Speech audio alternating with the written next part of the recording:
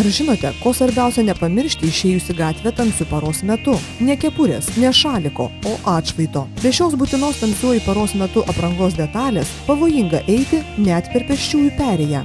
Visų pirma, tai turi suprasti pėstieji, kad jie, eidami tamsiu paros metu, turi su savim turėti arba atšvaitą, arba liemenę, arba žibintuvėlį. Nėra madinga labai šiais laikais susidėtos atšvaitus, mes jų kažkodėl nenešiojam iš tikrųjų. Kodėl atšvaitą nešiojat?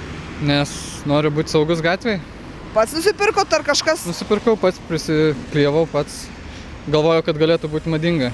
Pats atšvaitas nešviečia, o tik atspindi atvažiuojančio automobilio šviesas, todėl jis turi būti pritvirtintas dešinėje pėsčiojo pusėje, kad jį matytų iš priekio atvažiuojantis vairuotojai. Ar tu saugus kelyje tamsiu paros metu?